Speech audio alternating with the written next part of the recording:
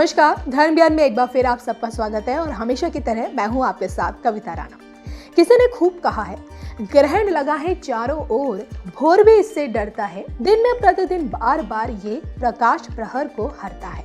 अब देखिए ना, जब सूर्य और चंद्रमा पर ग्रहण लगता है तो वैज्ञानिक दुनिया में इसे खगोलीय घटना के तौर पर देखा जाता है, लेकिन ज्योतिष शास्त्र में इसके अशुभ प्रभावों पर चर्चा की जाती है।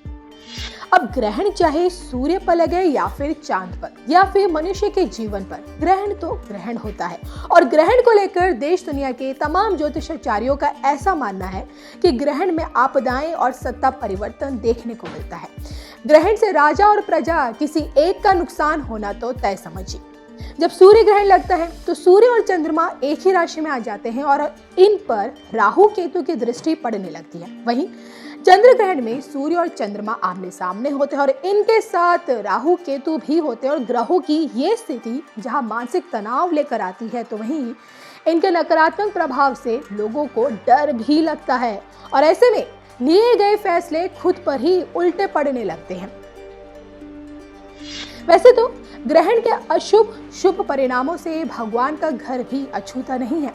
आपने गौर किया होगा, ग्रहण में लगने वाले सूतक में देश दुनिया के तमाम हिंदू मंदिरों के कपाट बंद हो जाते हैं और जब तक ग्रहण काल रहता है तब तक पूजा पाठ से लेकर धार्मिक कार्यों पर पाबंदी लग जाती है, और जो कि किसी भी ग्रहण का प्रभाव तकरीबन 15 दिनों तक रहता है और इसलिए दुनिया भर के तमाम उपाय बताए जाते हैं ताकि ग्रहण के प्रभाव को कम किया जा सके।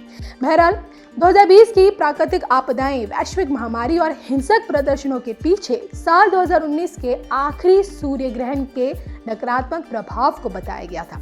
अब ज्योतिषाचार्यों का ऐसा मानना था कि 26 दिसंबर के सूर्य ग्रहण के नकारात्मक प्रभाव और अशुभ ग्रहों के संयोग के कारण ही दुनिया को कोरोना जैसी वैश्विक महामारी से जूझना पड़ा। हालांकि 2020 में 4 चंद्र ग्रहण और 2 सूर्य ग्रहण पड़े थे।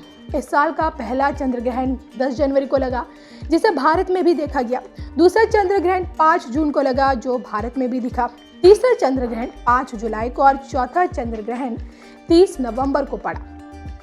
वहीं साल का पहला सूर्य ग्रहण 21 जून को था, जिसे भारत में देखा गया। तो वहीं 14 दिसंबर को साल का आखिरी सूर्य ग्रहण था, जो भले ही यहाँ दिखाई नहीं दिया लेकिन इसका प्रभाव जरूर रहा था।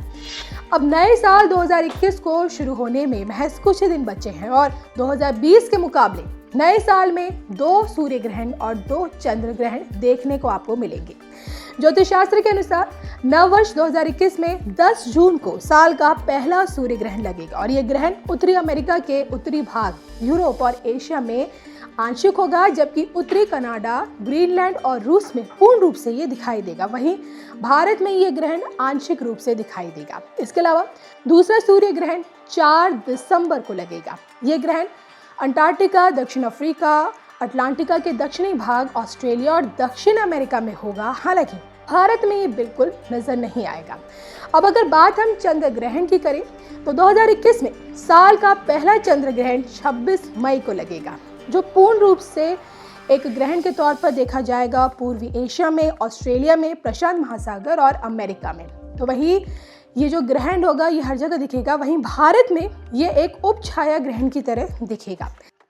इसके अलावा 19 नवंबर को साल का दूसरा और आखिरी चंद्र ग्रहण लगेगा, जो दोपहर करीब 11:30 बजे लगेगा और ये शाम 5:33 तक रहेगा। तो एक तरह से ये आंशिक चंद्र ग्रहण होगा, जो भारत समेत अमेरिका, उत्तरी यूरोप, पूर्वी एशिया, ऑस्ट्रेलिया और प्रशांत महासागर में देखा जा सकता है।